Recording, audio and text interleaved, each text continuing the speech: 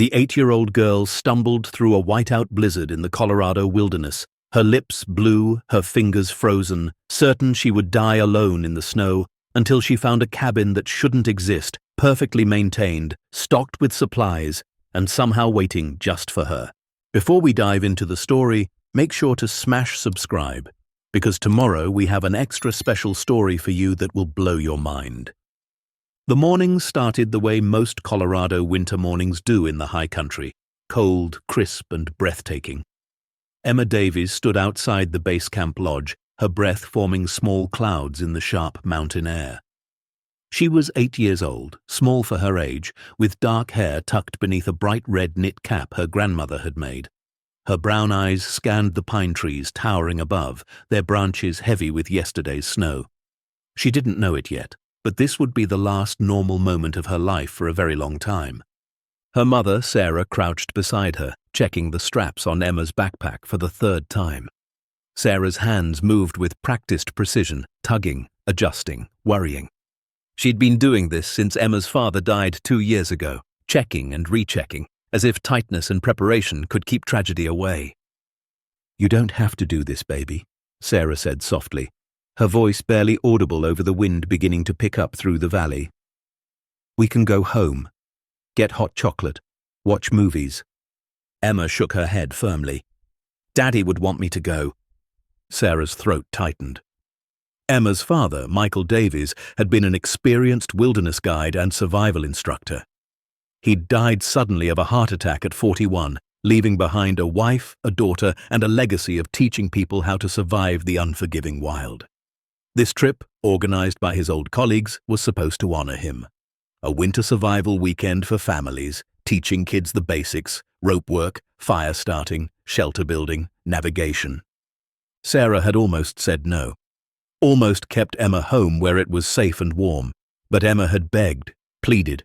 She wanted to feel close to her father again, and the mountains were where he'd lived most fully. "Okay," Sarah whispered, kissing Emma's forehead. "But you stay close to Mr. Ben, okay? You don't wander off." Emma nodded solemnly. "I promise." Ben Crawford, her father's best friend and the trip leader, approached with his characteristic easy smile. He was in his mid-50s, weathered and strong, with a grey beard and kind eyes. He'd known Emma since she was born. He'd cried at Michael's funeral harder than anyone except Sarah. "Ready, kiddo?" he asked, ruffling Emma's hat. "Ready," Emma said, though her stomach fluttered with something between excitement and fear. The group assembled near the trailhead. 12 people total, 6 adults, 6 kids ranging from 7 to 14. They carried packs loaded with gear, food, emergency supplies, and enough layers to withstand the February cold. The forecast had called for light snow, maybe 2 to 3 inches. Nothing the group couldn't handle, nothing that would stop experienced guides like Ben and his team. But forecasts, especially in the Rockies, can turn on a dime. They set off at 9 in the morning, boots crunching through snow that sparkled like diamonds under the pale sun. Emma walked near the middle of the line, flanked by Ben and another guide named Rosa. The trail wound upward through dense forest, the silence broken only by the rhythm of footsteps and the occasional bird call. Emma loved it. The stillness, the beauty, the way the world felt both massive and intimate all at once. She imagined her father walking these same trails, teaching others what he'd once taught her. How to read the sky, how to listen to the wind, how to respect the mountain because the mountain didn't care if you lived or died. By noon, they stopped for lunch in a clearing. Ben pointed out animal tracks in the snow. Elk, maybe a fox. The kids leaned in, fascinated. Emma traced the prints with her mittened hand, wondering what the animal had been thinking, where it was going, if it was scared or just surviving. That's when Rosa looked up at the sky and frowned. The clouds had changed. What had been high and scattered now hung low and grey, thick as wool. The wind had shifted too, no longer a gentle breeze but something sharper, more insistent. The temperature was dropping fast. Ben pulled out his radio and checked in with base camp. Static crackled, then a voice, faint and broken. "Weather, turning, advisory, consider." The transmission cut out. Ben tried again. Nothing. He looked at Rosa. She looked back, concern flickering across her face. "We turn around," Ben said quietly. "Now." They packed up quickly. No complaints, no questions. Even the youngest kids sensed the shift in tone.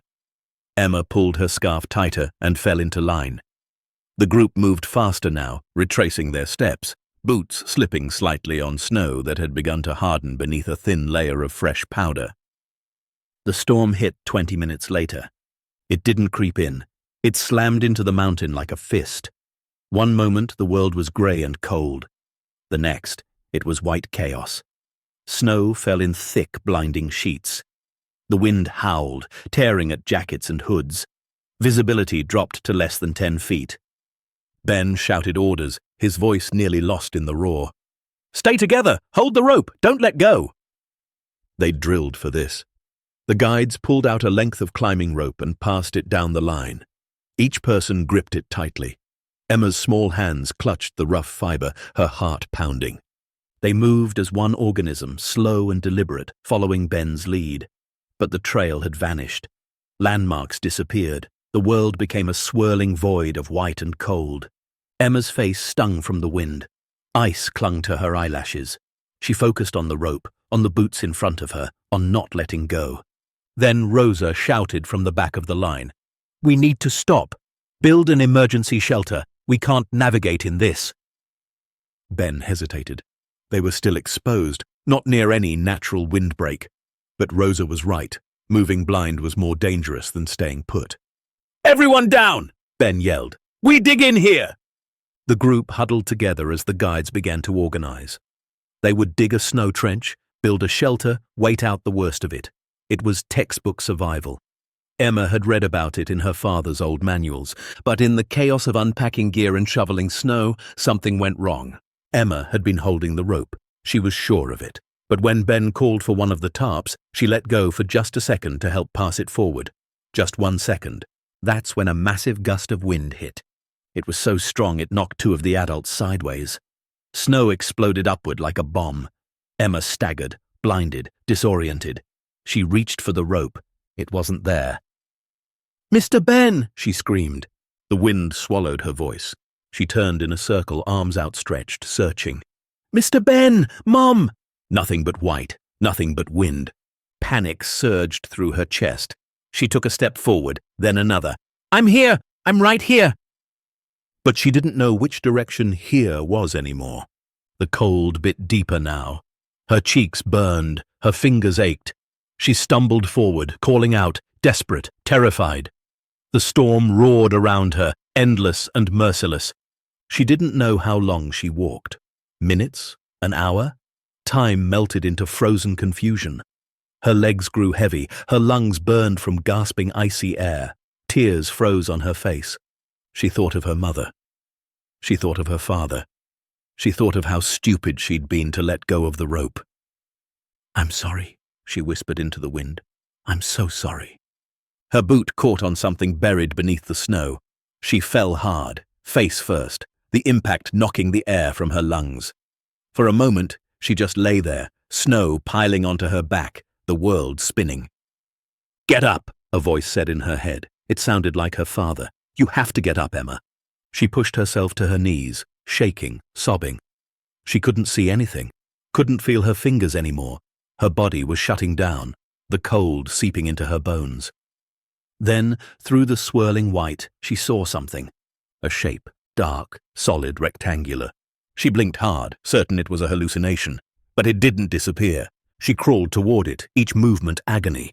The shape grew clearer. A structure, a building, a cabin. It stood alone in the storm, small but sturdy, made of dark wood and stone. Snow clung to its pitched roof.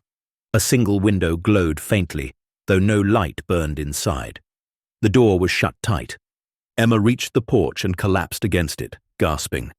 Her hands, numb and clumsy, fumbled with the door handle, locked. "Please," she whimpered. "Please, please, please." "Nah!" She pounded on the door with the last of her strength. "Help! Somebody help me!" No answer. The cold was winning. She could feel it pulling her down, whispering that sleep would be easier. Just close your eyes. Just rest. No. Her father's voice again, firm and clear. Emma, you know what to do. She did. She'd watched him teach it 100 times. When you're locked out and dying, you break in. Property damage doesn't matter when you're saving a life. She looked around the porch. A stack of firewood sat beneath a tarp, dry and neatly arranged. She grabbed a log, heavy and solid, and swung it against the window beside the door. The glass shattered. Emma reached through carefully, unlocked the door from the inside, and stumbled into the cabin. Warmth. Not heat, but the absence of wind. The absence of death. She fell onto the wooden floor, shaking violently, her body trying to restart itself. For a long time she just lay there, breathing, crying, alive. When she finally found the strength to sit up, she looked around. The cabin was small. One main room with a stone fireplace, a wooden table and 2 chairs, a narrow bed in the corner covered with a faded quilt.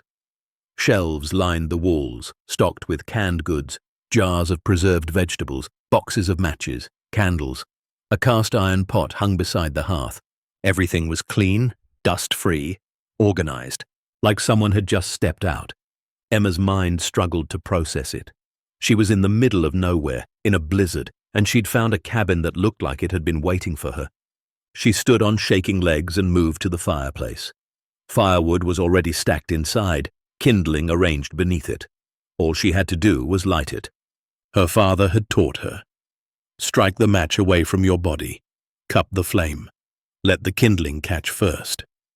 Her hands trembled so badly she dropped the first 2 matches, but the third one held. She touched it to the kindling and watched, breathless, as the flame spread. Within minutes, fire crackled in the hearth. Heat bloomed into the room, glorious and life-giving.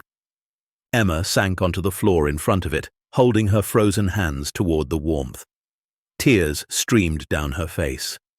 She was alive. Against every odd, she was alive.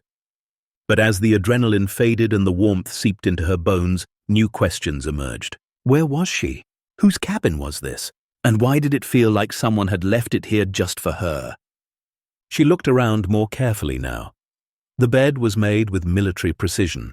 The canned goods were labeled and dated, some as recent as 2 years ago. A coat hung on a peg by the door, sized for an adult woman.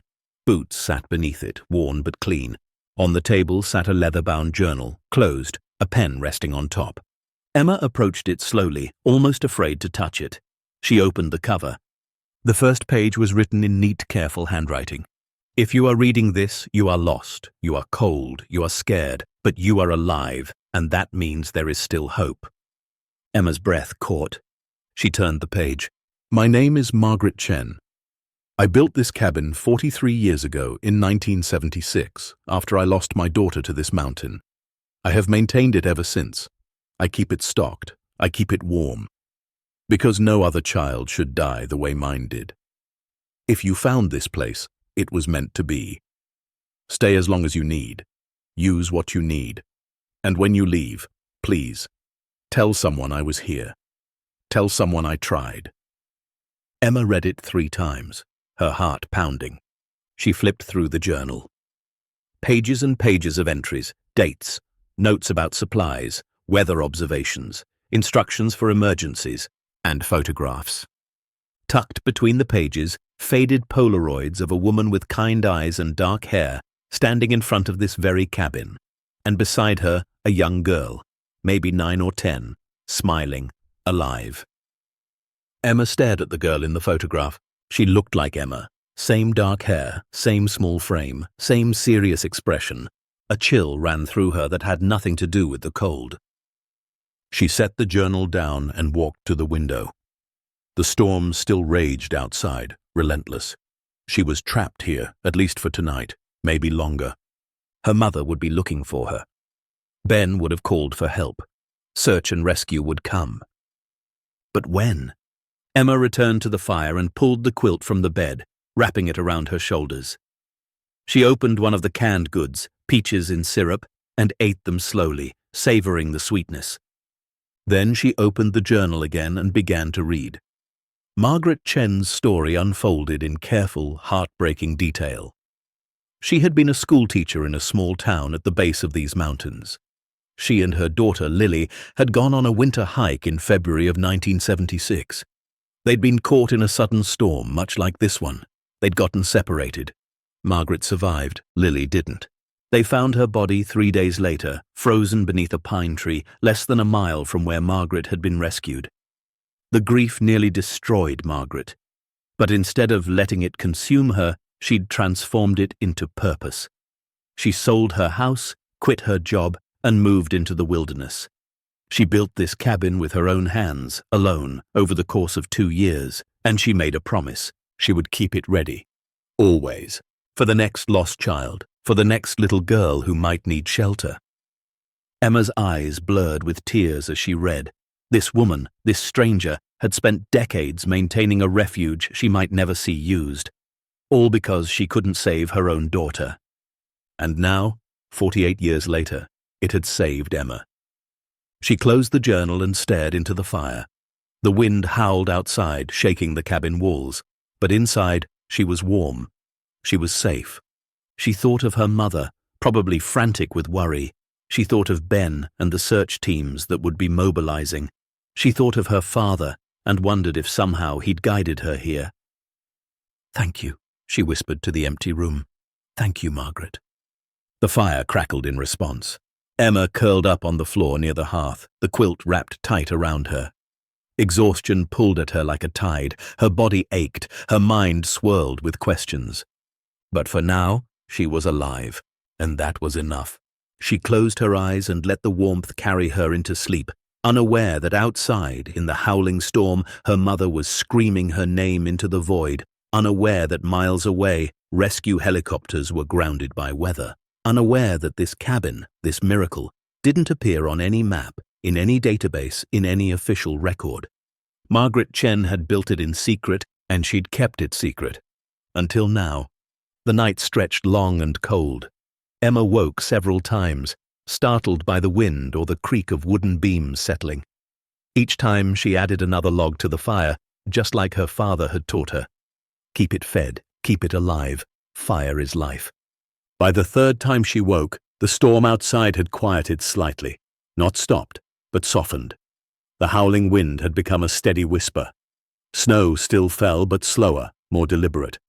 Emma sat up, rubbing her eyes. The cabin was still warm, the fire still glowing. She glanced at the window. It was dark outside, no moon, no stars, just the endless black of a mountain night. Her stomach growled. She hadn't eaten much since lunch, before everything went wrong. She moved to the shelves and examined the supplies. Canned soup, beans, vegetables, fruit, crackers in sealed tins, even a jar of peanut butter. She selected a can of chicken noodle soup and looked for a way to heat it. The cast-iron pot hung beside the fireplace, and beneath the shelves she found a small camping stove with fuel canisters. But something stopped her from using the stove. She looked at the fireplace, at the pot hook built into the stone, and made a decision. She would do this the old way, the way her father would have. She opened the can, poured the soup into the pot, and carefully hung it over the fire. She sat back and watched it heat, the liquid beginning to bubble and steam. The smell filled the cabin, rich and comforting. While the soup cooked, Emma explored more carefully. She opened drawers in the table. Inside she found maps, hand-drawn, showing the surrounding area. Trails marked in red ink. Water sources circled. Danger zones shaded. In another drawer, more journals. At least 5 of them, spanning years. Emma pulled one out, dated 1983 to 1987. She flipped through it. More entries from Margaret. More notes about maintaining the cabin. About hoping someone would need it. About her daughter Lily, who would have been 17 by then, 21, 25. "I saw a family hiking today," one entry read. "A mother, father, and 2 small children. They looked happy. I stayed hidden, as always, but I watched them until they disappeared down the trail. I wondered if Lily would have had children by now. I wondered if I'd be a grandmother. The not knowing hurts more than the knowing ever did." Emma's throat tightened. She closed the journal and returned it to the drawer. The soup was ready. She ladled it into a ceramic bowl she found on the shelf and ate slowly, savoring every warm spoonful. It tasted better than anything she'd ever eaten. Survival food always does. After she finished, she washed the bowl and pot using water from a large jug stored near the door. She hung them to dry and returned to the fire. The storm was definitely calming now. She could hear it in the wind, in the way the cabin had stopped shaking. Maybe by morning it would be clear. Maybe someone would find her. But a part of her, a small secret part, wasn't in a hurry. This place felt safe, sacred even. She pulled the quilt around her again and picked up the first journal, the one Margaret had left open on the table. She read more entries, learning about the woman who'd built this refuge. Margaret had been 42 when Lily died. She'd never remarried, never had more children. She'd poured all her love, all her grief into this cabin. She'd hiked up here every month, sometimes more, to check on it, to restock it, to repair any damage. "I know people think I'm crazy," one entry read. "The town has mostly forgotten me. I'm the strange woman who lives alone in the woods, who lost her mind after her daughter died. But I haven't lost my mind. I've found my purpose. If just one child survives because of this place, then Lily's death will have meant something. Then I'll have done something right." Emma wiped tears from her cheeks. She wanted to tell Margaret she'd done it. She'd saved someone. She'd saved Emma. But Margaret's last entry in this journal was dated 5 years ago. "I'm getting old," it read. "My hands shake now. My knees ache on the hike up. I don't know how many more years I can do this, but I'll keep coming as long as I can. And when I can't anymore, I hope the cabin stands long enough for someone to find it. I hope it's still here when it's needed most, because that's all any of us can hope for, isn't it? To be there when we're needed most." Emma stared at the words for a long time. Then she stood, walked to the window, and looked out into the darkness. "I'm here," she whispered, "and you saved me. You saved me, Margaret." The wind answered with a soft sigh. Emma returned to the fire and lay down, the journal open beside her. She stared at the flames until her eyes grew heavy. Just before sleep took her, she made a promise. When she got home, she would tell everyone about this place, about Margaret Chen, about the cabin that shouldn't exist but did, about the woman who turned her grief into grace. She wouldn't let Margaret be forgotten, not anymore. What happens next will turn this night upside down, reveal a truth nobody expected, and remind us why sometimes the quietest voices carry the most power.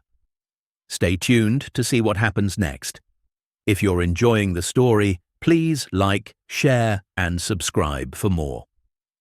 Morning came slowly, grey light seeping through the broken window Emma had shattered to get inside. She woke to the sound of silence. The storm had stopped. She sat up, her body stiff and sore, and moved to the window. Outside, the world was transformed. Snow covered everything, deep and pristine. The trees stood like white sentinels. The sky was clear, pale blue, endless, and it was utterly, completely silent. No wind, no birds, just the hush of fresh snow and cold air. Emma's heart lifted. Clear weather meant rescue. They'd be able to fly helicopters now. They'd be searching. But as she looked around, her hope dimmed slightly. She had no idea where she was. The storm had disoriented her completely.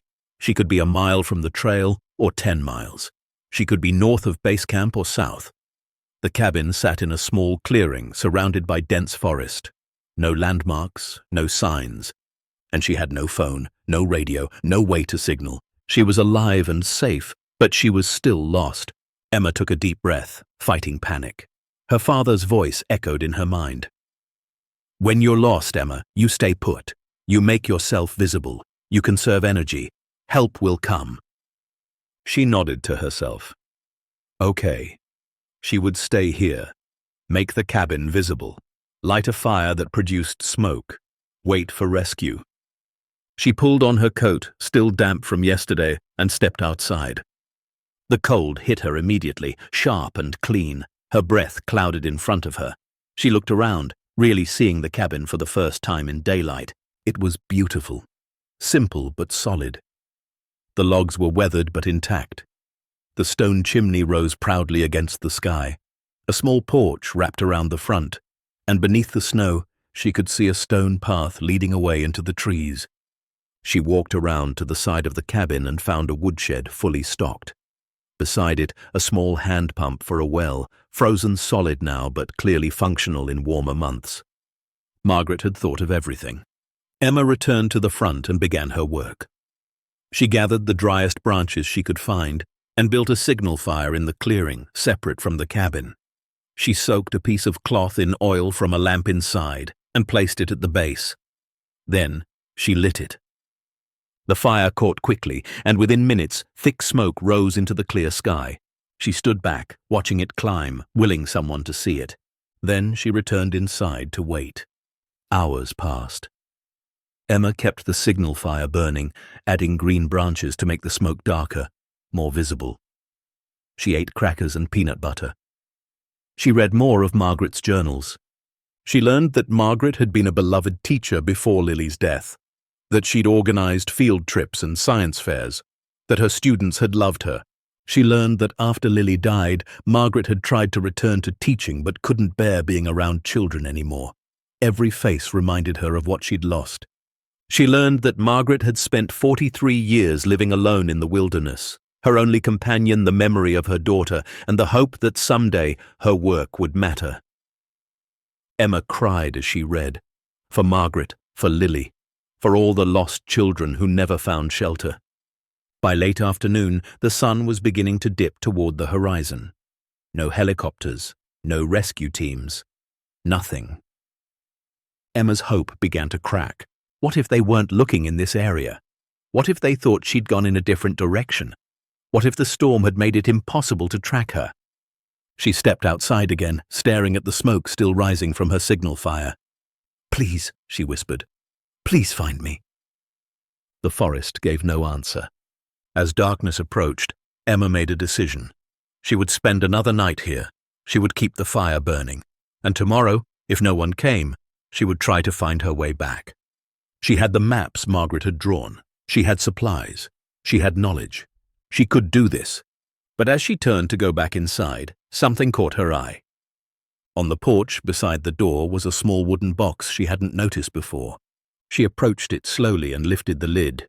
Inside were letters, dozens of them, all addressed to Lily. Emma's hands trembled as she picked one up. The envelope was yellowed, the ink faded. She opened it carefully.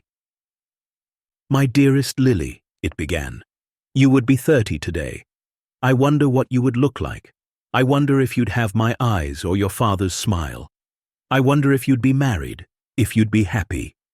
I wonder so many things I'll never know the answers to, but I want you to know I'm still here, still trying, still loving you, even though you're gone, especially because you're gone.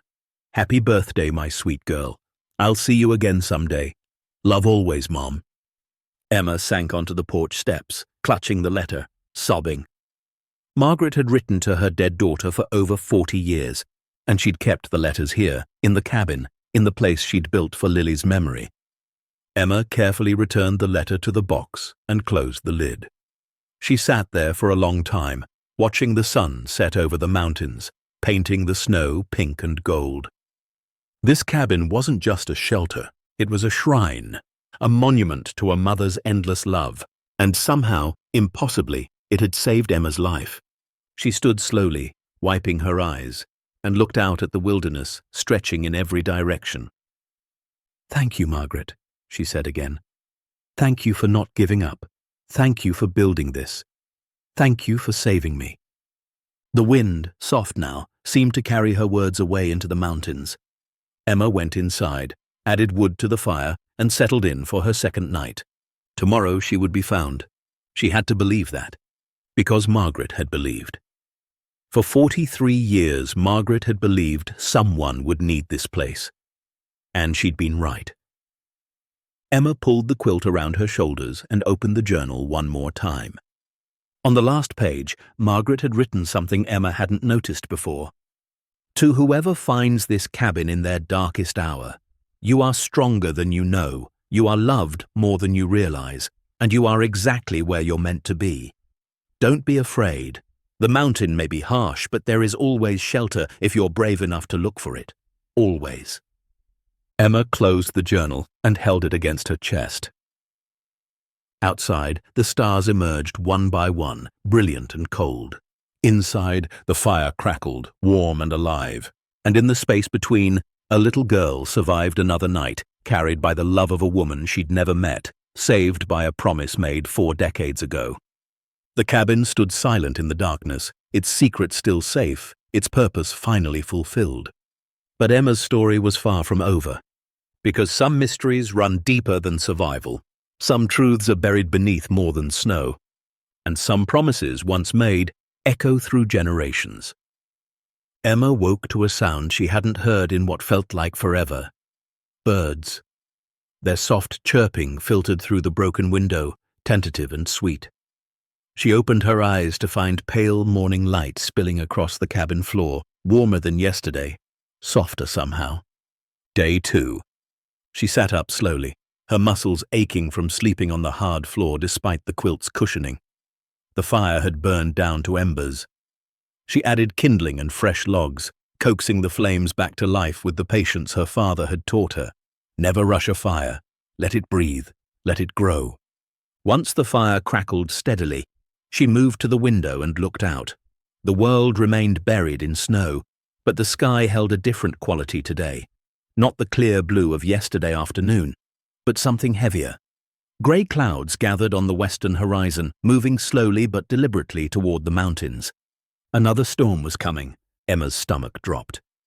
She'd hoped for another clear day, hoped the helicopters would fly, hoped someone would see her smoke signal and come. But hope, she was learning, didn't control the weather. She turned back to the cabin and decided to explore more thoroughly. Yesterday had been about survival, warmth, food, fire. Today she could actually see what Margaret had left behind, could understand the woman who'd built this place from grief and determination. The main room was simple but thoughtfully arranged. Every item had a purpose, a place. Nothing wasted, nothing frivolous. The wooden table where the journal sat was hand-carved, its surface smooth from years of use. The chairs were mismatched but sturdy. The bed in the corner had a frame made from stripped pine, the mattress thin but clean, wrapped in plastic beneath the quilt. Emma walked to the shelves and examined the supplies more carefully.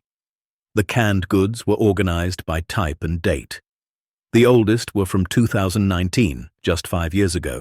The newest from 2021.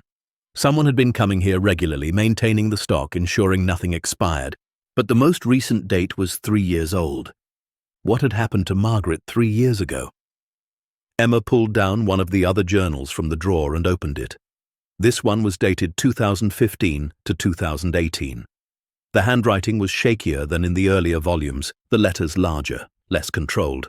"My hands betray me now," one entry read. "Arthritis has settled into my knuckles like an unwelcome tenant. The hike up is harder each time. Last week I had to stop and rest 4 times. 4. When I was younger, I could make it in 90 minutes without breaking stride. Now it takes me half a day. But I keep coming. I have to keep coming." Emma traced her finger over the words. She could feel Margaret's determination, her refusal to give up even as her body failed her. She flipped forward, reading entries about weather patterns, about wildlife sightings, about repairs made to the cabin. A new roof in 2016. Replaced window seals in 2017. Rechinked the logs in 2018.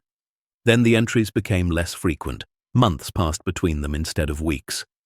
"I fell today," one entry from November 2020 read. "On the trail, about a mile from the cabin. My hip gave out and I went down hard. Lay there for 20 minutes before I could get back up. I'm 79 years old. I'm running out of time, but I can't stop. Not yet. Not while I can still climb." Emma's throat tightened. She closed the journal and looked around the cabin with new eyes. Every log, every nail, every stocked shelf represented an act of faith from an aging woman who refused to let her promise die. She opened another drawer in the table and found photographs. Not just the few tucked in the journals, but dozens of them, stored in a small wooden box lined with felt. Emma sat down and spread them across the table. Margaret and Lily at different ages. Lily as a toddler, grinning with missing front teeth. Lily at maybe 6 or 7, holding a frog and laughing. Lily at 9 or 10, serious and beautiful, standing beside Margaret in front of a schoolhouse. And then photos of just Margaret, older, alone, standing in front of the cabin in various seasons, sometimes smiling, sometimes not, always determined. Emma picked up one photo and studied it closely. Margaret looked to be in her 60s in this one, her hair streaked with grey, her face lined but strong. She stood with one hand on the cabin wall, the other holding a hammer. Behind her, supplies were stacked on the porch. Written on the back in that same careful handwriting.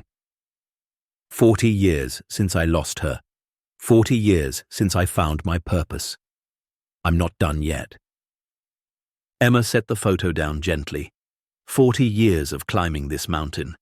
40 years of maintaining a cabin most people didn't even know existed. 40 years of hope that someone someday would need what she'd built. And 3 days ago Emma had. She gathered the photos carefully and returned them to their box. As she did, her fingers brushed against something else in the drawer. A small key on a worn leather cord. Emma held it up to the light. It was brass, old-fashioned, with teeth that looked designed for a very specific lock. She'd seen every lock in the cabin. The door, the woodshed, the drawers. This key didn't match any of them. She stood and walked slowly around the cabin, looking for what she might have missed. Her eyes traveled over the walls, the floor, the ceiling. Everything appeared solid, unremarkable. Then she noticed something odd. Near the fireplace, the floorboards ran in one direction throughout the cabin, except for one small section about 3 feet square. There, they ran perpendicular. Emma knelt down and ran her fingers along the seam. It was subtle, barely visible. She pressed on the boards. They gave slightly, differently than the rest of the floor. She looked at the key in her hand. Her heart started to pound.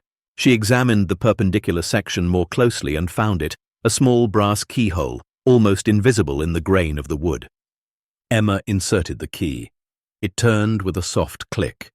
The section of floor lifted on hidden hinges, revealing a narrow staircase descending into darkness. Emma's breath caught. A basement. Margaret had built a basement. She grabbed her flashlight and the journal, then carefully descended the wooden steps. They were steep and narrow, leading down about 8 feet into a small underground room. The flashlight beam swept across the space. It was maybe 10 feet by 10 feet, with walls lined with shelves. And those shelves were packed. Medical supplies in sealed plastic bins, emergency blankets, a camping stove with fuel canisters, batteries, flashlights, flares, water purification tablets, freeze-dried meals, everything someone might need to survive for weeks. But what caught Emma's attention was the far corner, a radio. Not a small handheld one, but a larger shortwave radio with an antenna coiled beside it. Next to it sat a car battery, cables, and a solar panel that had been stored carefully in protective wrap. Emma's heart leapt. A radio. She could call for help. She moved closer and examined it. The radio looked old but well maintained. Dust had settled on it, but not thick. It had been used, cared for. She found a small notebook beside it filled with frequencies, call signs, instructions written in Margaret's handwriting. Emergency frequency 155.16, State Patrol frequency 154.92, Search and Rescue 155.475. Emma's hands trembled as she picked up the radio. It was heavier than she expected. She set it on the shelf and looked at the battery. A simple car battery with terminals clearly marked. She'd watched her father connect batteries before, positive to positive, negative to negative. Don't let the terminals touch. But she needed to be careful. One wrong connection, and she could fry the radio, or worse. She took a deep breath and carefully attached the cables. Positive first, red to red, then negative, black to black. The connection sparked slightly but held. She flipped the power switch on the radio. Nothing. No light. No static. Nothing. Emma's hope deflated. She checked the connections again. Everything looked right. She tried the power switch again. Still nothing. She sat back on her heels, fighting tears. Of course it wouldn't work. The radio had been sitting here for years. The battery was probably dead. But wait, the solar panel. If she could get the panel outside, in sunlight, maybe she could charge the battery enough to power the radio. Emma looked up at the stairs. The clouds were rolling in, but there was still some light. She had maybe a few hours before the next storm hit. She disconnected the radio and carefully carried the solar panel and battery up the stairs. Outside, she positioned the panel in the clearest spot she could find, angled toward the weak sun, and connected it to the battery. Now she had to wait. While the battery charged, Emma went back inside and sat at the table with the journals. She needed to understand more about Margaret, about why she'd done all this, about what had driven her to such extraordinary lengths. She opened the oldest journal, the one from 1976. The first entry was dated March 15th, 1976, just 1 month after Lily had died. "I can't go back," it read. "I can't teach. I can't smile at other people's children. I can't pretend the world is safe when I know it isn't. When I know that in one moment, one wrong turn, one unexpected storm, everything you love can be taken from you. They found her yesterday, 3 days after I was rescued. 3 days I spent in a hospital bed, warm and safe, while my baby froze to death less than a mile away. They said it was quick. They said she didn't suffer. They lie. I know she suffered. I know she was scared. I know she called for me and I wasn't there." Emma's vision blurred. She wiped her eyes and kept reading. "I've decided what I'm going to do. I'm going to build something. Not a memorial stone or a plaque or something people will walk past and forget. Something useful. Something that might save the next child who gets lost in these mountains. I'm going to build a cabin, and I'm going to stock it with everything a lost person might need. And I'm going to maintain it for the rest of my life. Because if I can't save Lily, maybe I can save someone else's daughter. Maybe that will be enough. It has to be enough." The entries that followed documented Margaret's journey. Selling her house, buying this land, learning carpentry and masonry, hauling materials up the mountain, building the cabin log by log, stone by stone, all by herself. It took her 2 years. 2 years of solitary labor, of blistered hands and aching muscles, of refusing help because she needed to do this alone, needed the pain of it, needed the purpose. Emma read about the first time Margaret stocked the shelves, about how she'd cried when she placed the first can of soup on the shelf, imagining a hungry child finding it someday. She read about the winters Margaret spent alone in the cabin, maintaining it, about the summers when she'd hike up twice a month to check on everything.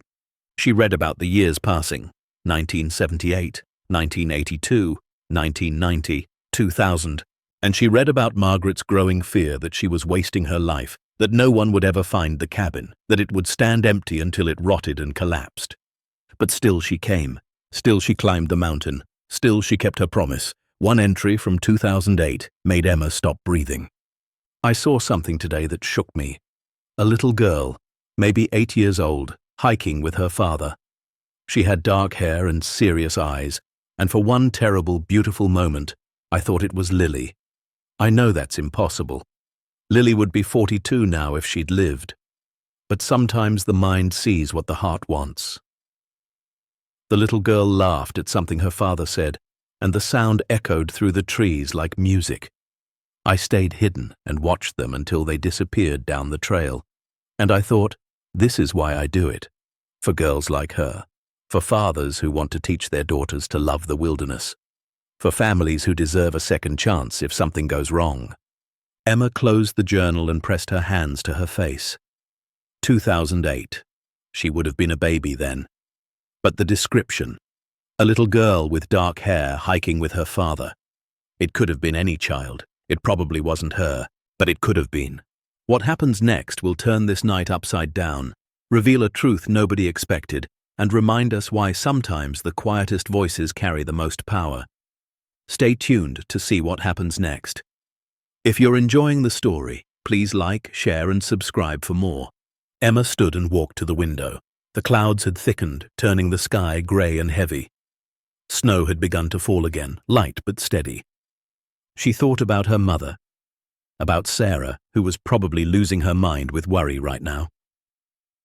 50 miles away, in the parking lot of the base camp lodge, Sarah Davies sat in the back of a search and rescue command vehicle, wrapped in a blanket despite the heater blasting, staring at maps she couldn't make sense of. It had been 2 days. 48 hours since Emma had vanished into the storm. The lead search coordinator, a woman named Captain Reeves with 20 years of mountain rescue experience, stood over the map table explaining search grids and probability zones and weather windows. Sarah heard none of it. Her mind was trapped in a loop, replaying the moment she'd let Emma go on this trip. The moment she'd said yes instead of no. The moment she'd chosen to honor her dead husband's memory instead of protecting her living daughter. "Mrs. Davies," Captain Reeves said gently, "we're doing everything we can." Sarah looked up, her eyes red and hollow. "Are you?" "Yes, ma'am. We have 3 teams on the ground, covering every accessible trail within a 10-mile radius. We had helicopters up all day yesterday whenever the weather cleared. We have—" "But you haven't found her," Sarah's voice cracked. 2 days, and you haven't found my baby." Captain Reeves sat down across from her. The storm was unprecedented. It hit faster and harder than anyone predicted. But your daughter was with experienced guides. Ben Crawford is one of the best wilderness instructors in the state. If anyone can keep her safe. "Ben lost her," Sarah said flatly. "He was supposed to watch her, and he lost her." In another corner of the command vehicle, Ben Crawford sat with his head in his hands. He hadn't slept, hadn't eaten. Kept replaying the moment the wind hit, the moment the rope slipped from Emma's hands, the moment he realized she was gone. Rosa sat beside him, her arm around his shoulders. "It wasn't your fault," she said quietly. "Yes, it was," Ben whispered. "Mike trusted me with her. Sarah trusted me, and I lost her. The storm. I should have turned back earlier, should have checked the forecast again, should have kept her closer." His voice broke. "She's 8 years old, Rosa. 8, out there alone in that cold." Rosa didn't answer because there was nothing to say. Outside, snow fell steadily, making the search even harder. Back at the cabin, Emma checked the battery. The solar panel had been out for 2 hours, but the sky was so overcast she wasn't sure how much charge it had received. Only one way to find out. She disconnected the panel and carried the battery back down to the basement. Her hands shook as she reconnected it to the radio. "Please work," she thought. "Please, please work." She flipped the power switch. A light flickered on. Dim, but there. Emma's heart leaped. She turned the dial to one of the emergency frequencies Margaret had written down, 155.16. Static crackled through the speaker. She adjusted the antenna, extending it fully, and tried again. More static, but clearer now. She picked up the microphone, pressed the talk button, and spoke. "Hello? Can anyone hear me? My name is Emma Davies. I'm lost in the mountains. I'm in a cabin. Can anyone hear me?" She released the button and waited.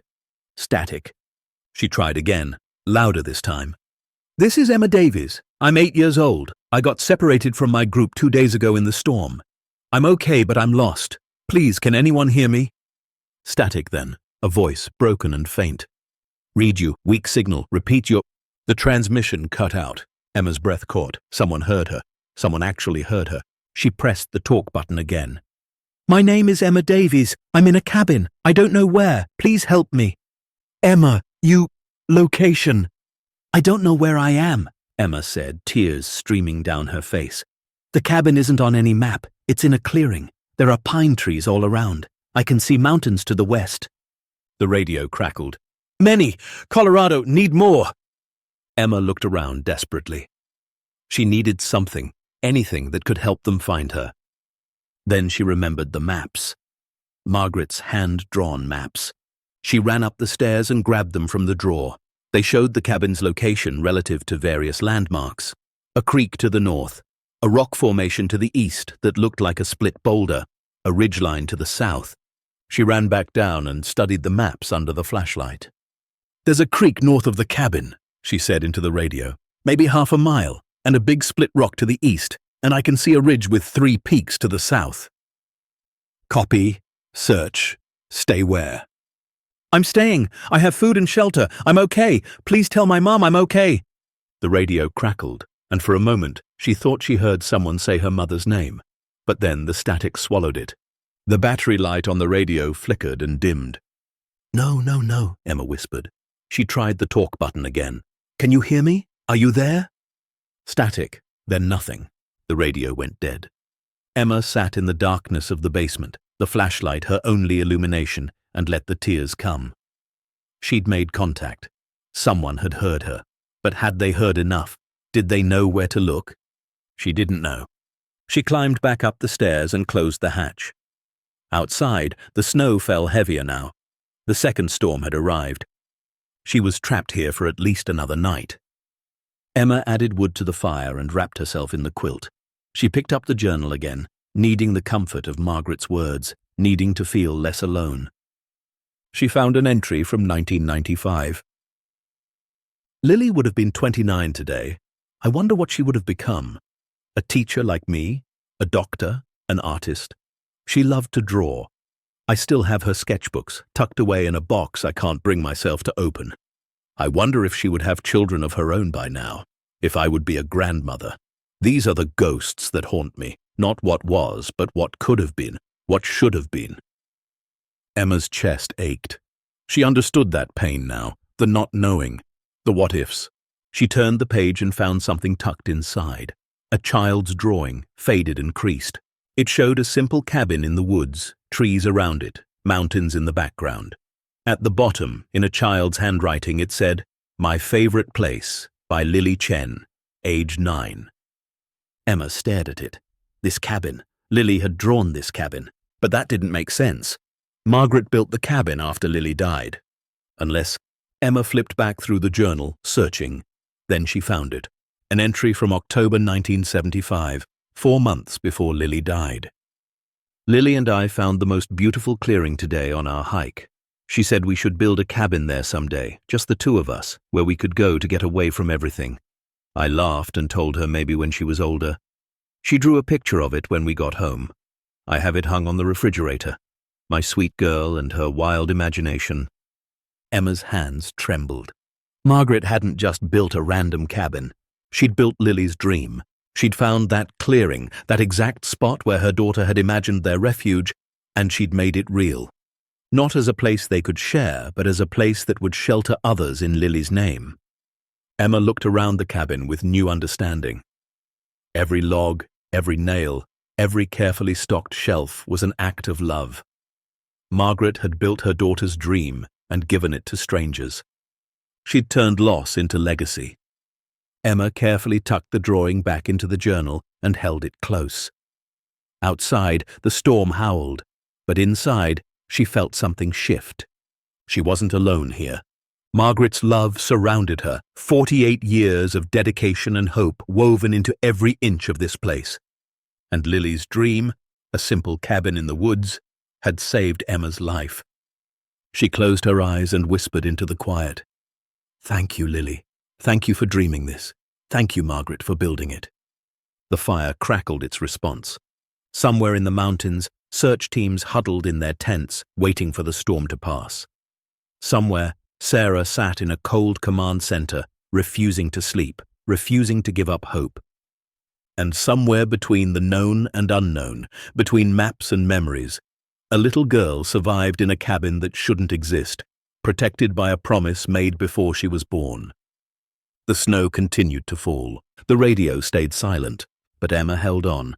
Because Margaret had taught her something without ever meeting her, that survival isn't just about staying alive. It's about believing someone cares enough to leave the light on.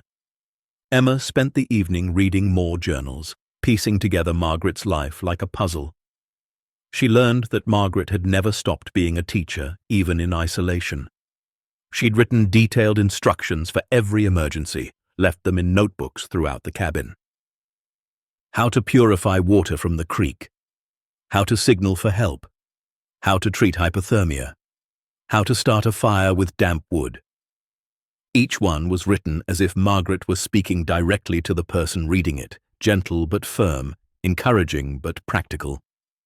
Emma found herself reading them aloud, hearing Margaret's voice in the words, Don't panic, one read. Panic clouds judgment. Breathe slowly. Count to 10. Make a plan. You're smarter than you think. You're stronger than you feel. And you're not alone. I'm here with you. In these words, in this shelter. You can do this. Emma wiped her eyes and smiled. Margaret was right. She could do this. As night fell and the cabin grew dark except for the firelight, Emma made a decision.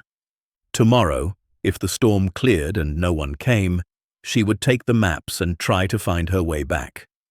She would follow Margaret's instructions, use the landmarks, trust her training. But tonight she would rest. She would honor this place and the woman who built it by taking care of herself. She heated another can of soup, ate slowly, then washed the dishes.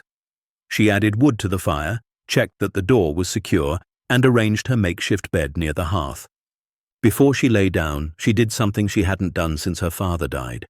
She prayed. Not the formal prayers from church, but simple words spoken into the darkness. Please let them find me. Please let my mom know I'm okay. Please help me get home. And please, wherever Margaret is, let her know she did it. Let her know she saved me. Let her know her work mattered. She pulled the quilt up to her chin and closed her eyes. Sleep came slowly, but when it did, she dreamed of two women walking through the woods together, one older, one younger, both with dark hair and serious eyes. They were holding hands, and they were smiling. Day 3 dawned cold and grey. Emma opened her eyes to find frost coating the inside of the broken window, intricate patterns like frozen lace spreading across the glass. She sat up slowly, her body stiff from another night on the hard floor, and immediately checked the fire. Nearly out. Just glowing embers buried under ash. She added kindling carefully, blowing gently until small flames caught and grew. The ritual had become meditative. Fire first, always fire first. Everything else could wait. Once the flames crackled steadily, she moved to the window and looked out. The storm had passed during the night, leaving behind a world transformed. The snow was deeper now, at least 3 feet in the clearing, maybe more in the drifts. The trees sagged under the weight of it. The sky was pale and colorless, neither blue nor gray, just empty. No sounds, no birds, no wind, just profound silence. Emma's stomach tightened. This much snow would make rescue even harder. Helicopters might not be able to land. Ground teams would move slowly if they could move at all. She was going to be here longer than she thought. She rationed breakfast carefully. 1 can of peaches, half a sleeve of crackers, water from the melted snow she'd collected yesterday in the pot. She needed to make the supplies last. Margaret had stocked enough for maybe 2 weeks if someone was careful. But Emma didn't want to test those limits. After eating, she descended to the basement again, hoping the battery had retained enough charge overnight for one more attempt at the radio. She connected it carefully, said a small prayer, and flipped the switch. The light came on, brighter than yesterday. Emma's heart lifted. She turned the dial to the emergency frequency and picked up the microphone. Hello, this is Emma Davies. Can anyone hear me? I made contact yesterday. I'm still in the cabin. Can anyone hear me? Static crackled, then, Emma Davies, this is Colorado Search and Rescue. We read you. Repeat, we read you. Emma gasped. The voice was clear, strong, unmistakable. I'm here. I'm in a cabin. I'm okay. Emma, this is Captain Reeves. Your mother is here. She wants to talk to you. Stand by. Then, breaking through the static, a voice Emma knew better than her own. Emma, baby, is that you? Emma's composure shattered. Mom, I'm okay, I'm safe. Sarah's sob echoed through the speaker. Oh God, Emma, oh thank God, where are you? What happened? I got separated in the storm, Emma said, words tumbling out. I walked and I found a cabin. It's stocked with food and supplies. I'm warm, I'm okay. I promise I'm okay. A cabin? Sarah's voice was confused. What cabin? There's no cabin in that area. I know, Emma said. But it's here. It's real. A woman named Margaret built it. She left journals and maps and everything. Captain Reeves's voice cut in. Emma, we need your exact location. Can you describe landmarks? Emma grabbed Margaret's maps. There's a creek north of here, maybe half a mile, and a big split boulder to the east. and 3 mountain peaks to the south in a row. The cabin is in a clearing surrounded by pine trees. She heard muffled voices on the other end, people conferencing. "Emma," Captain Reeves said, "we're going to triangulate your signal. Keep talking. Tell us more about the area." Emma described everything she could see from the windows: the slope of the land, the density of the trees, the way the mountains framed the horizon. "Good," Captain Reeves said. "That's good. We're getting a fix on your location. It's going to take us some time to reach you. The snow is deep and we need to wait for conditions to improve. But we're coming, do you understand? We're coming." "How long?" Emma asked, her voice small. A pause. 2 days, maybe 3. We need the weather to cooperate. Can you survive that long?" Emma looked around the basement at the shelves stocked with supplies. "Yes, I have enough food and water. I have shelter." "Good girl," Captain Reeves said. "Stay where you are. Keep the fire going. Conserve your energy. We'll try to contact you again tomorrow at the same time. Can you keep the radio charged?" "I have a solar panel," Emma said. "I'll try." "Emma?" Her mother's voice again, desperate and broken. "I love you so much. You're so brave. Just hold on. We're coming for you." "I love you too, Mum," Emma whispered. "Tell Mr. Bennett wasn't his fault. Tell him I'm okay." The radio crackled, the signal weakening. "Emma, we're losing you. Same time tomorrow. Stay safe." "Wait, Mom!" But the connection was gone. Emma sat in the darkness of the basement, clutching the microphone, crying tears of relief and frustration. They knew where she was. They were coming. But 2 or 3 more days felt like an eternity. She climbed back upstairs and stood by the fire, letting the warmth dry her tears. Outside, the sun tried to break through the clouds but failed. The day remained grey and cold. 2 or 3 more days. She could do this. She had to do this. Emma spent the afternoon reading the final journals, the ones from Margaret's last years. She needed to understand what had happened to the woman who'd saved her life, needed to know her story completely. The journal from 2018 to 2021 was the last one. The handwriting grew progressively shakier with each entry. "I'm 80 years old today," one entry read from April 2019. 80. "Lily died when I was 42. I've lived almost an entire lifetime without her. Sometimes I feel guilty for that. Guilty that I got to grow old when she didn't. Guilty that I've seen sunrises and tasted coffee and felt rain on my face for 38 years while she's been in the ground. But then I come here and I remember why I've stayed alive. This cabin is my apology to her, my way of making her short life mean something. Every child who finds shelter here is Lily living on. Every life saved is her gift to the world." Emma's throat tightened. She turned the page.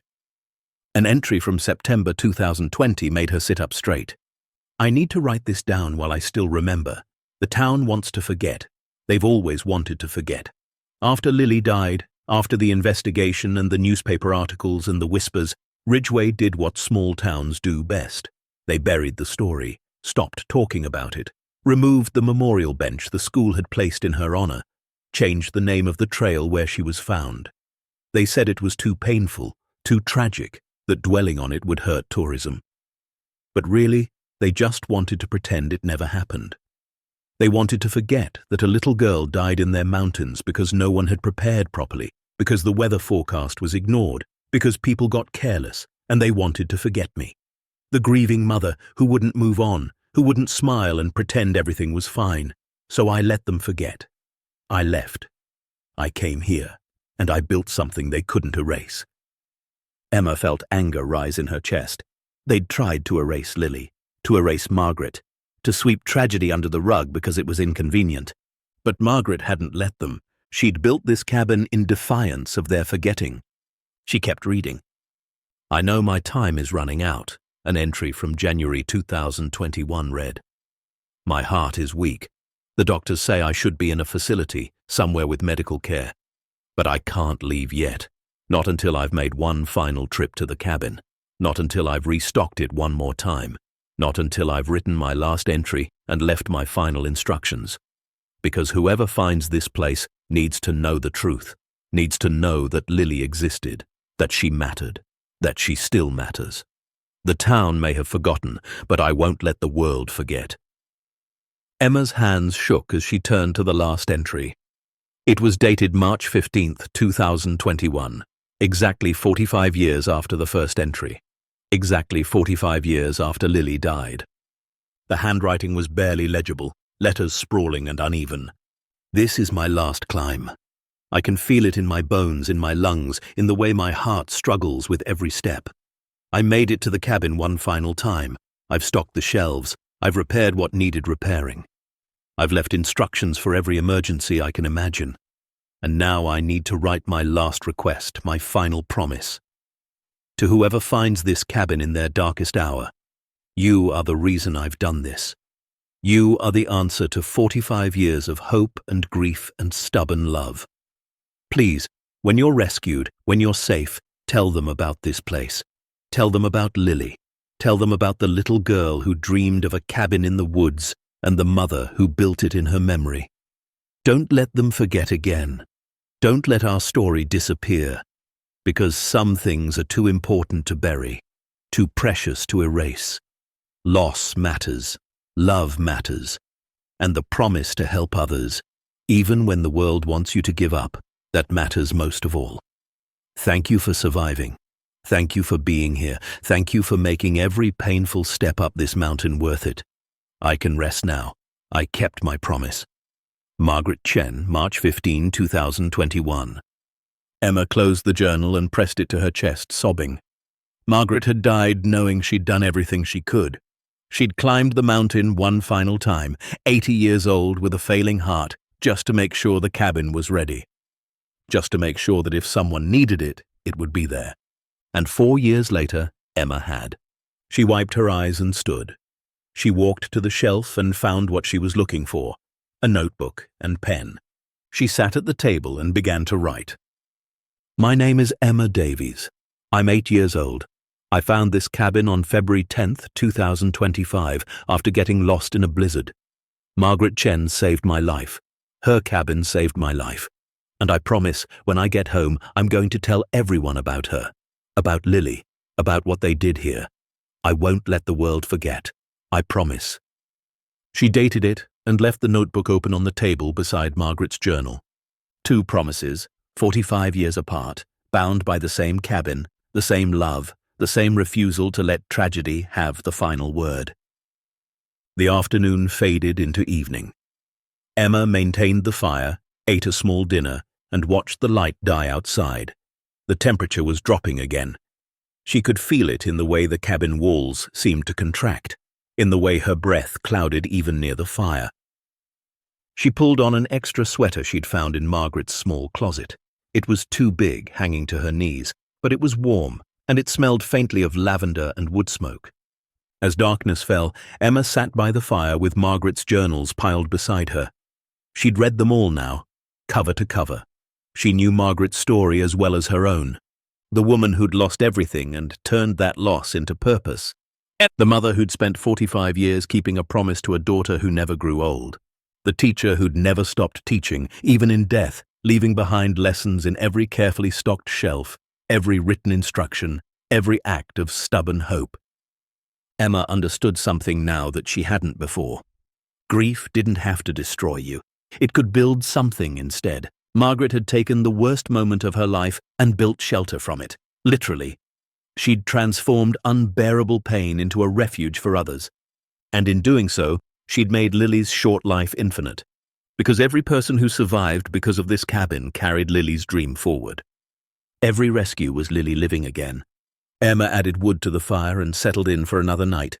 Tomorrow she would charge the radio again, would make contact, would confirm that help was coming. But tonight, she simply sat with Margaret's memory and felt grateful. Grateful for a woman she'd never met. Grateful for a little girl who dreamed of a cabin in the woods. Grateful for the stubborn, relentless love that had kept this place standing for almost 50 years. Outside, the temperature plummeted. Inside, the fire burned steady and strong. And somewhere between the known world and the forgotten places, a promise kept itself alive. Day 4 arrived with crystalline clarity. Emma woke to sunlight, actual sunlight, streaming through the broken window, and painting golden squares on the wooden floor. She sat up quickly, hope surging through her chest. Clear skies meant helicopters could fly. Clear skies meant rescue teams could move. She ran to the window and looked out. The world sparkled. Fresh snow reflected the sun like millions of tiny mirrors. The sky was pure blue, endless and perfect. Today, they could come today. She rushed through her morning routine, fire, breakfast, water, then descended to the basement with the battery and solar panel. She set the panel outside in direct sunlight and waited, pacing the cabin, too anxious to sit still. At exactly noon, the same time as yesterday, she connected the battery and turned on the radio. "Hello? This is Emma Davies. Can anyone hear me?" The response was immediate. "Emma, this is Captain Reeves. We read you loud and clear. How are you doing?" "I'm good. The sky is clear. Can you come today?" "We're trying, Emma. We have teams moving toward your location on foot. The snow is deep, but they're making progress. We also have a helicopter on standby, but we need to confirm a safe landing zone near the cabin. Can you describe the clearing?" Emma ran to the window. "It's maybe 50 feet across, round, trees all around the edges. The snow is deep but flat." "Is there anything in the clearing that could be a hazard? Rocks, stumps, anything buried?" Emma thought. "I don't think so. It's just snow and my signal fire pit, but that's small." "Okay, stand by." Voices conferred on the other end. Then, "Emma, we're going to attempt a helicopter extraction this afternoon. Conditions are good, but I need you to do something for me. Can you make yourself visible in the clearing? Bright colors, anything that will help the pilot see you." Emma looked around the cabin, her red hat, her blue jacket, Margaret's coat. "Yes, I can do that." "Good. We'll contact you when we're 15 minutes out. Stay near the radio." "Is my mom there?" "She is. She's right here. Hold on." "Emma?" Sarah's voice, steadier than yesterday, but still tight with emotion. "Baby, they're coming for you today. Just a few more hours." "I know, Mum. I'm ready." "I'm so proud of you," Sarah whispered. So proud. Your dad would be too." Emma's eyes filled. "I know."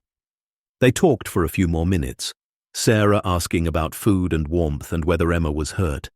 Emma reassuring her over and over that she was okay, that she'd survived, that Margaret's cabin had saved her.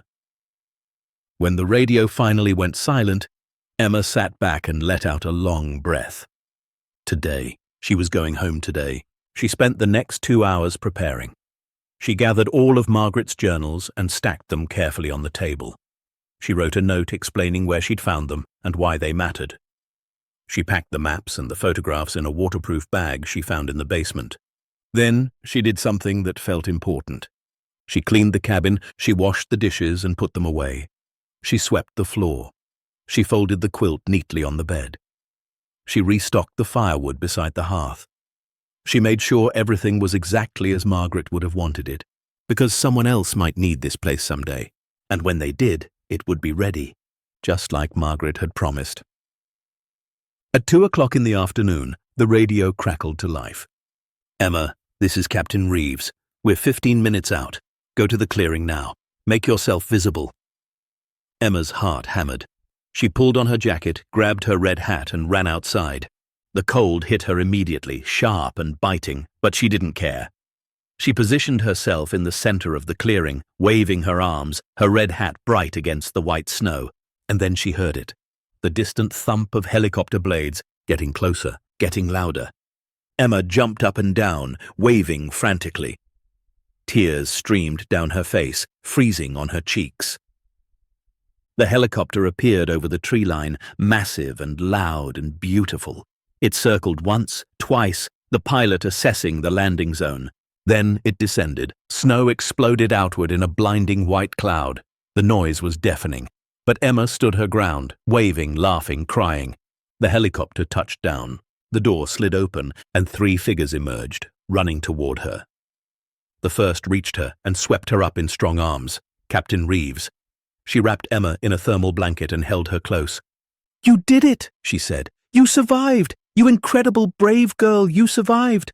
Emma buried her face in the woman's shoulder and sobbed. They carried her to the helicopter, but Emma twisted in their arms. "Wait! The journals! Margaret's journals!" "What?" "In the cabin. I need to bring them. Please!" Captain Reeves looked at one of the other rescuers. He nodded and ran to the cabin, returning moments later with the stack of journals and Emma's waterproof bag. "Got them." "Thank you," Emma whispered. "Thank you." They lifted her into the helicopter. The door slid shut. The blades spun faster, and as they lifted off, Emma pressed her face to the window and looked down. The cabin grew smaller, a tiny dark rectangle in an ocean of white. Smoke still rose from its chimney. The door was closed. The supplies were stocked, ready for the next lost soul who might need it. "Thank you, Margaret," Emma whispered against the glass. "Thank you for everything." The cabin disappeared beneath the trees, but its promise remained. The helicopter ride lasted 23 minutes, but for Emma it felt both endless and impossibly brief. She sat wrapped in thermal blankets, a paramedic checking her vitals while Captain Reeves held her hand. The rhythmic thump of the blades drowned out conversation, but Emma didn't need words. She stared out the window at the mountains passing below, white and vast and unforgiving, and thought about how close she'd come to disappearing into them forever. The journals sat in a bag at her feet. She kept one hand on them, making sure they were real, making sure she hadn't imagined the entire thing. "Your temperature is good," the paramedic shouted over the noise. "Heart rate elevated, but that's normal. Any pain? Frostbite? Injuries?" Emma shook her head. "I'm okay. The cabin kept me safe." The paramedic exchanged a glance with Captain Reeves. "What cabin?" "Margaret's cabin," Emma said. "The one that saved my life." They didn't understand. Not yet. But they would. The helicopter began its descent. Through the window, Emma saw the base camp lodge. Emergency vehicles clustered in the parking lot. People bundled in winter gear looking up at the sky. And standing apart from everyone else, wrapped in a blanket, face turned upward with desperate hope, was her mother, Sarah. The moment the helicopter touched down, before the blades even stopped spinning, Sarah broke through the perimeter and ran. The door slid open, and Emma tumbled out into her mother's arms. They collided with such force they both nearly fell. Sarah grabbed Emma and held her so tightly Emma couldn't breathe, couldn't move, could only feel her mother's body shaking with sobs. "My baby," Sarah gasped. "My baby, my baby, my baby." Emma buried her face in her mother's shoulder and cried. 4 days of fear and loneliness and survival poured out of her in great heaving sobs. Sarah sank to her knees in the snow. Emma still clutched against her chest, rocking back and forth. "I'm sorry," Emma choked out. "I'm so sorry, Mum. I let go of the rope. I got lost. I'm sorry." "No," Sarah pulled back just enough to cup Emma's face in her hands. "No, baby. None of this was your fault. You hear me? None of it. You survived. You're here. That's all that matters." Ben Crawford approached slowly, his face haggard, eyes red from days without sleep. He stood a few feet away, unable to speak. Emma looked up at him. "Mr. Ben?" His face crumpled. "Emma, It wasn't your fault," Emma said, repeating what she'd told her mother to say. "The storm came so fast, nobody could have stopped it." Ben dropped to his knees beside them, and Sarah pulled him into their embrace. The three of them knelt in the snow while paramedics waited respectfully nearby, and the helicopter blades finally went still. They took Emma to the medical tent where doctors examined her thoroughly. Minor dehydration, some chafing from her wet clothes. Her fingers showed early signs of frostbite, but nothing serious. Overall, she was in remarkable condition for a child who'd spent 4 days alone in sub-zero temperatures. "She did everything right," the lead physician told Sarah. "Stayed dry, kept warm, rationed food and water. Someone taught her well." Sarah looked at Emma with wonder and grief. Her father, he taught her everything. "Then he saved her life," the doctor said simply. Later, in a private room at the lodge, Emma sat wrapped in blankets while Sarah refused to leave her side. Emma clutched the bag of journals and finally explained. She told them about finding the cabin, about Margaret Chen and Lily, about the supplies and the radio and the 45 years of maintaining a refuge no one knew existed. She told them about the journals, the photographs, the letters to a dead daughter. Sarah listened with growing astonishment. A cabin? Margaret Chen? I've never heard of either. Nobody has, Emma said. That's the problem. The town forgot about them. But Margaret never forgot. She kept her promise. Captain Reeves had joined them along with Ben and Rosa. They sat in quiet awe as Emma described the basement shelter, the detailed instructions, the hand-drawn maps. "We need to verify this," Captain Reeves said gently. "The location, the structure, everything. If what you're saying is true—" "It is true," Emma said firmly. She opened the bag and pulled out the journals. "It's all here, 45 years of entries. Look." She handed the first journal to Captain Reeves. The woman opened it carefully, read the first page, and went very still. "My God," she whispered, "this is real." Ben took another journal and flipped through it. His hands trembled. "She built this herself? Maintained it for over 4 decades?" "For Lily," Emma said. "For her daughter who died in these mountains in 1976. The room fell silent. Rosa was the first to speak. "We need to tell people about this. The media, the authorities, everyone." "No," Sarah said sharply. She pulled Emma closer. "I'm not putting my daughter through that. She's been through enough." But Emma shook her head. "Mum, I have to. I promised Margaret. I promised I wouldn't let them forget again." Sarah's eyes filled with tears. "Baby, Margaret saved my life," Emma said, her voice stronger than Sarah had ever heard it.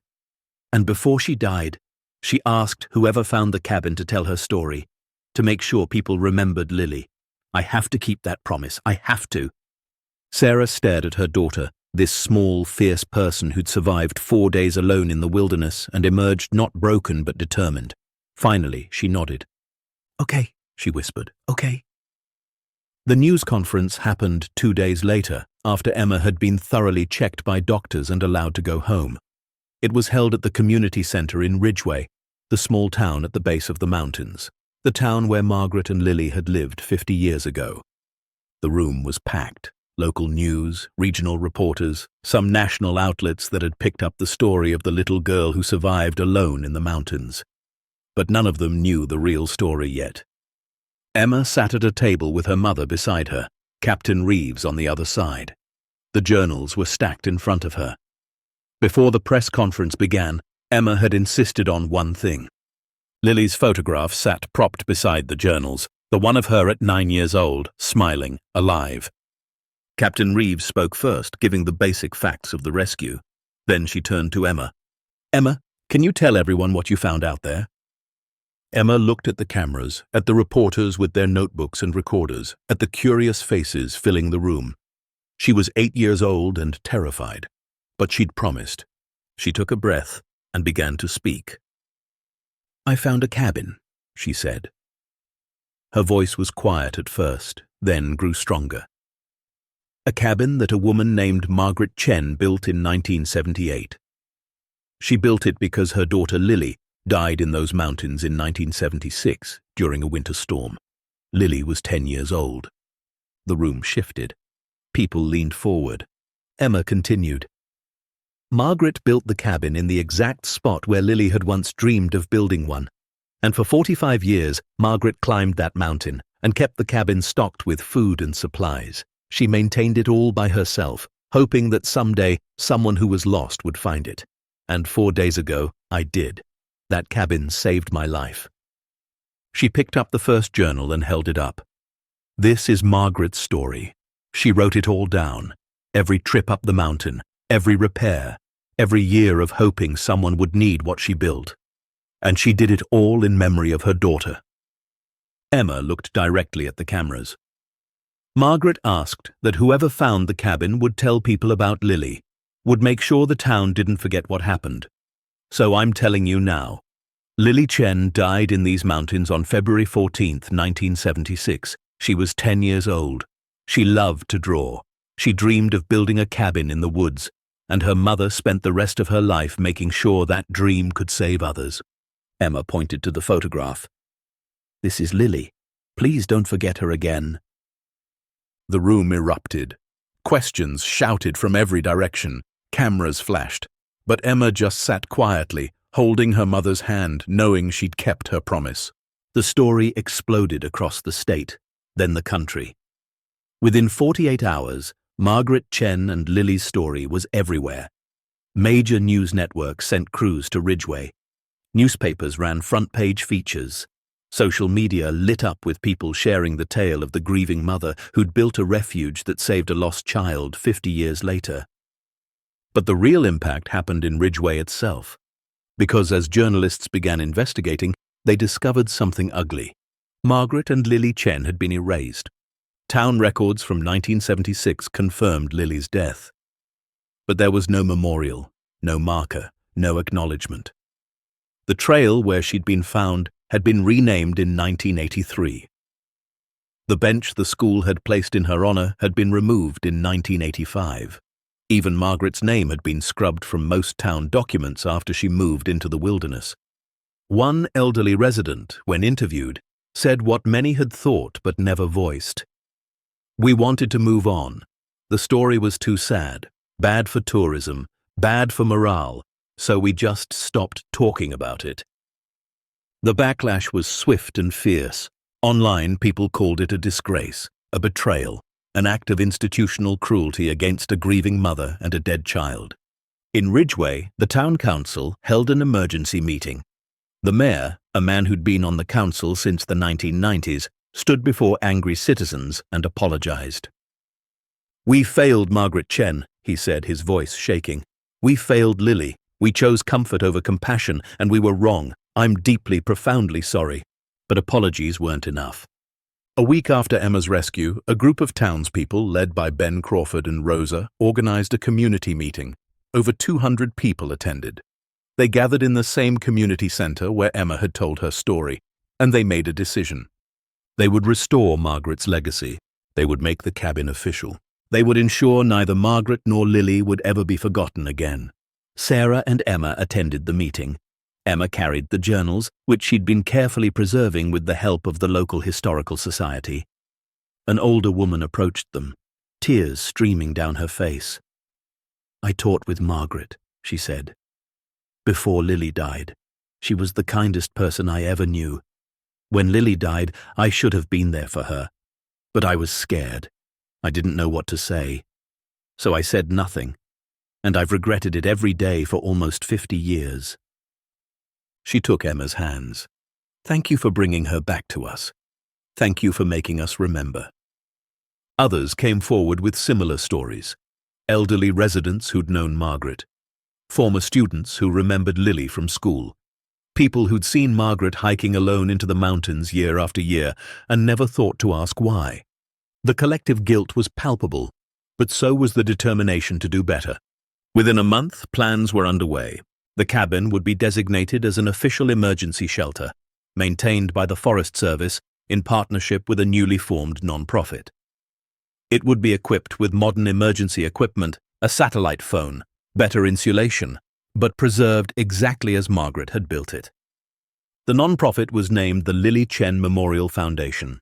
Its mission? To maintain the cabin, educate hikers about wilderness safety, and ensure Margaret's story was told to every school group, every visitor, every person who came to these mountains. Emma was named the Foundation's first junior ambassador.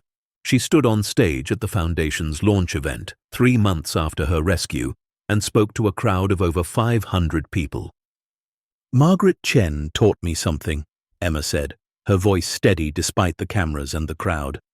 "She taught me that the worst things that happen to us don't have to define us.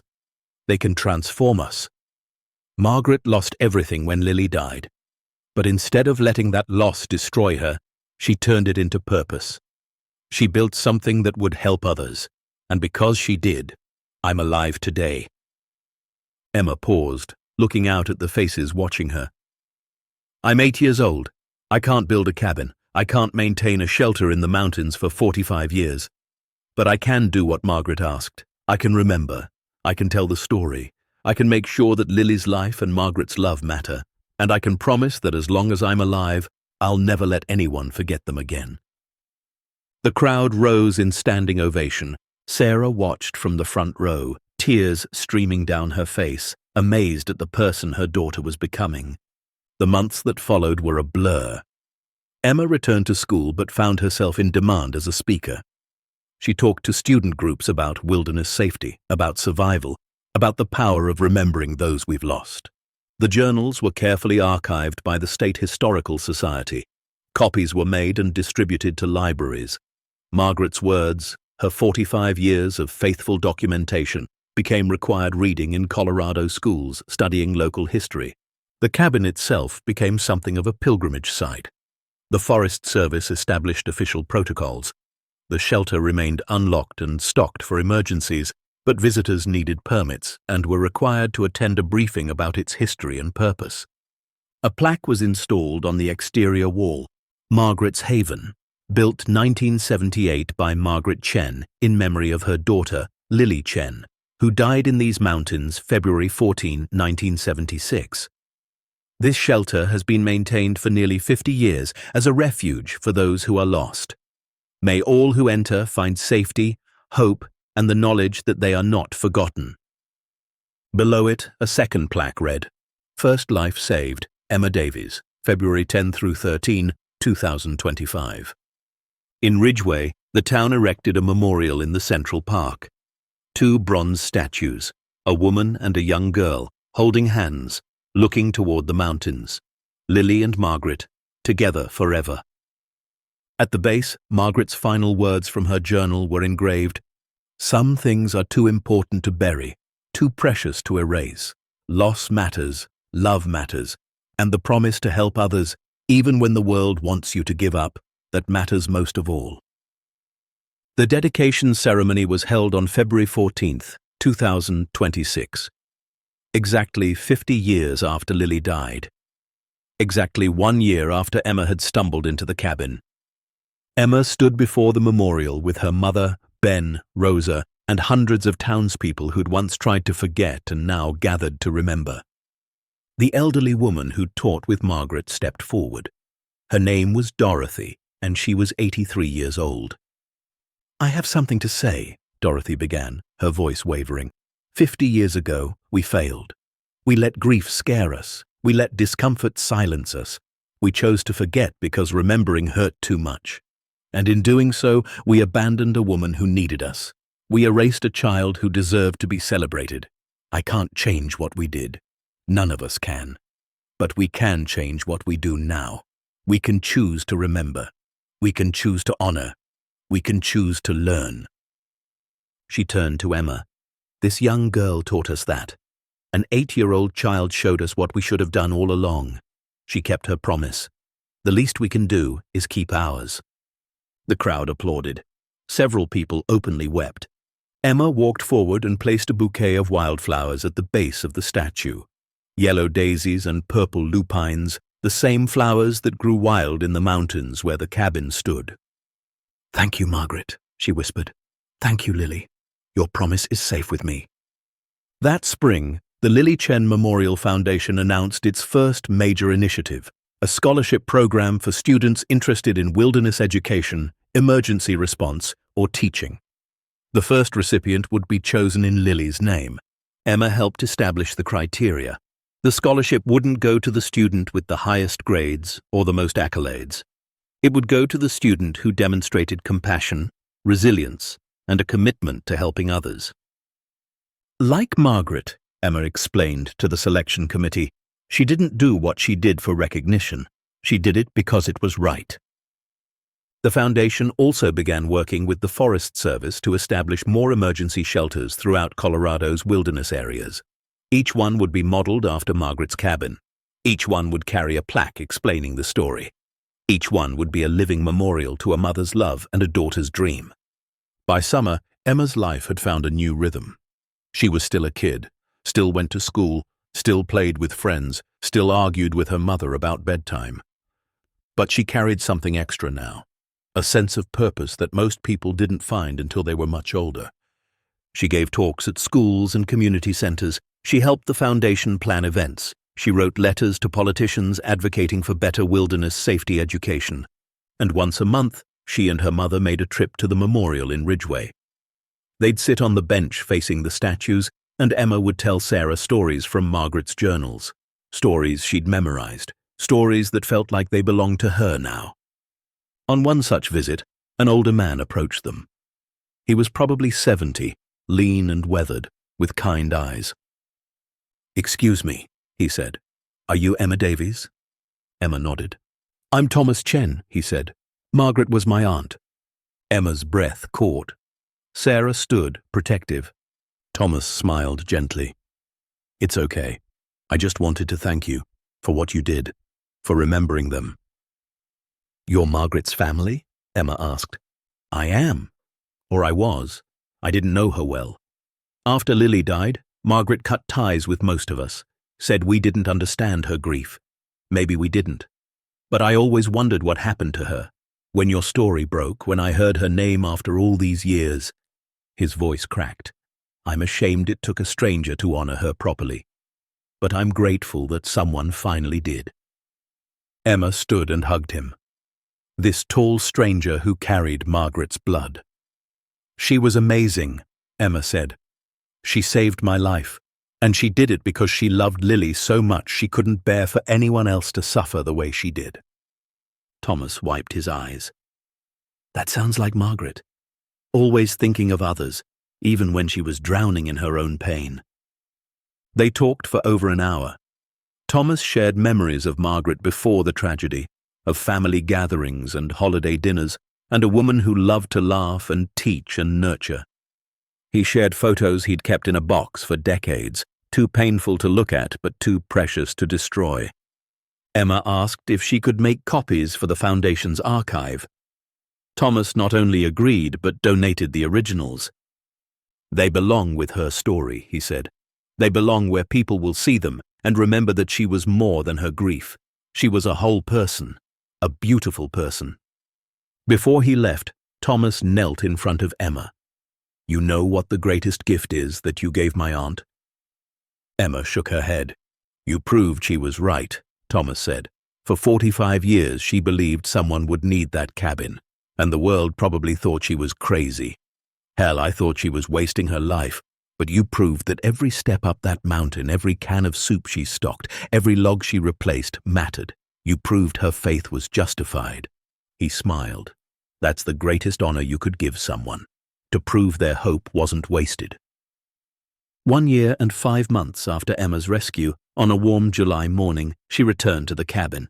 It wasn't an official visit. The Foundation had organized several trips for educational purposes, but this was personal. Just Emma and Sarah, with Captain Reeves as their guide. They hiked for 4 hours, following the trail markers that had been installed, passing the memorial plaques that now marked significant points. The split boulder, the creek, the ridge with 3 peaks. And then, there it was. The cabin stood exactly as Emma remembered it, but different somehow. The broken window had been replaced. The door had a new lock with a combination that was publicly available for emergencies. Solar panels had been installed on the roof to keep a satellite phone charged. But the structure itself, the logs and stone and bones of the place remained unchanged. Emma approached slowly, her heart pounding. She dreamed of this place almost every night for over a year. Dreamed of the fire, the journals, the feeling of being held by Margaret's invisible care. She punched in the combination and pushed open the door. Inside, the air smelled of wood and thyme. The main room looked almost identical. The same table and chairs, the same bed with a fresh quilt. The shelves stocked with modern supplies, but arranged the way Margaret had arranged them. And on the table, something new. A guest book. Emma opened it. Page after page of entries from hikers who'd stopped by, not in emergency, but in pilgrimage. "Thank you, Margaret, for showing us what love looks like. Lily, you are remembered. This place changed my life. I came here to understand how one person can make a difference. Now I know."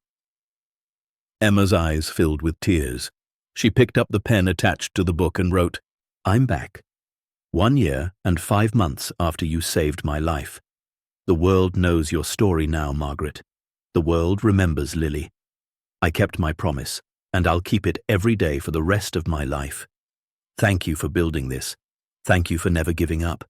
Thank you for teaching me that love is stronger than loss. Emma Davies, July 22nd, 2026. She closed the book and walked to the fireplace. Someone had been here recently.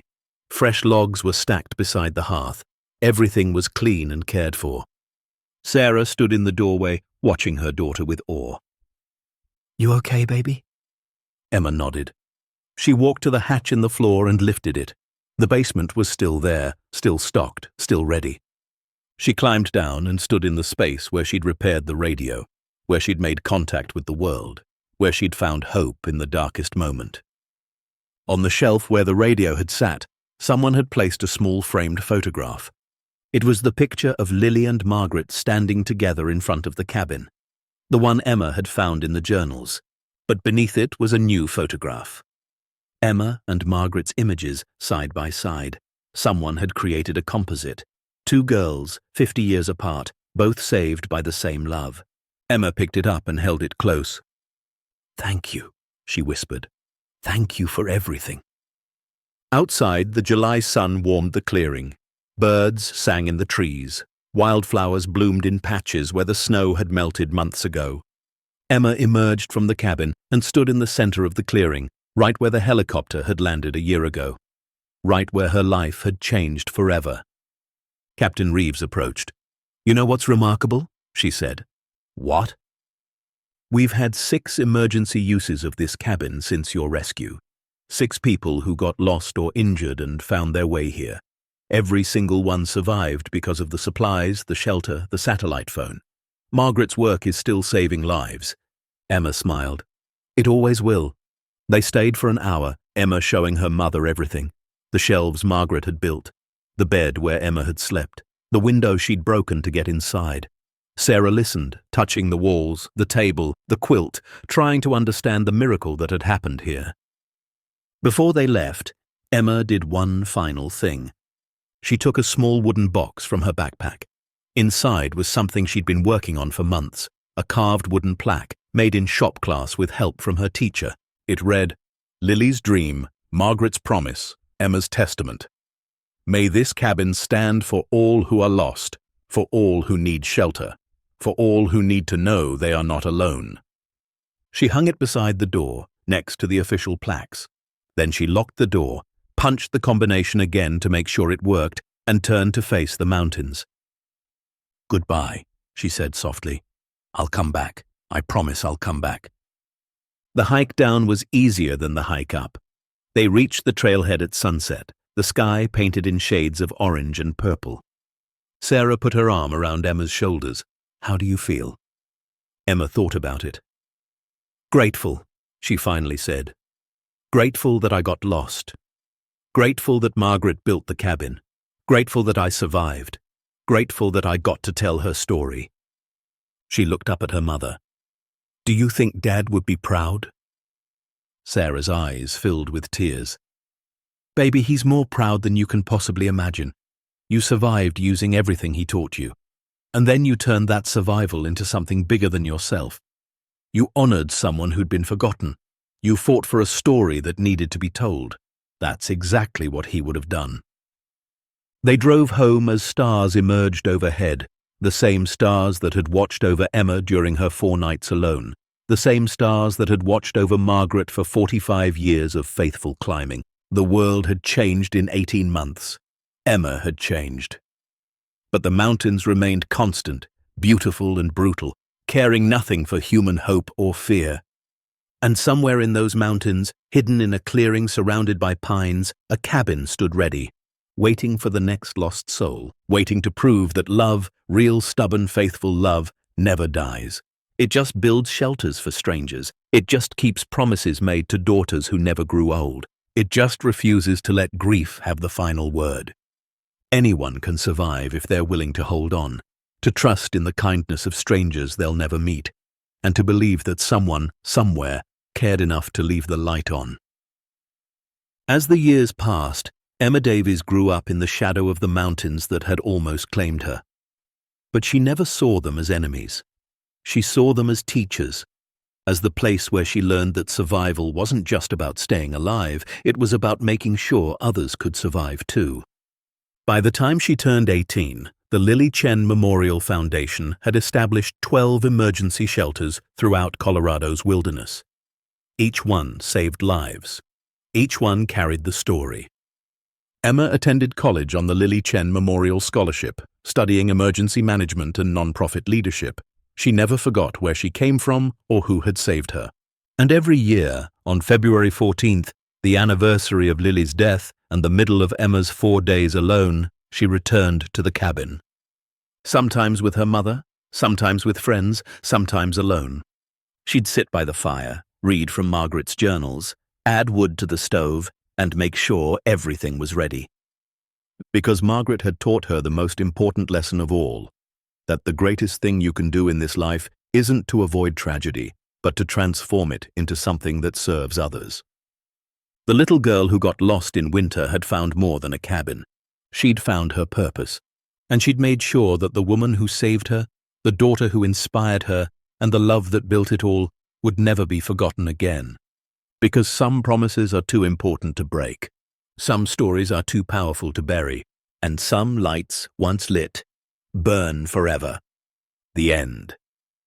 Up next, 2 more incredible stories of survival, hope, and the power of never giving up. Click now to continue the journey with us.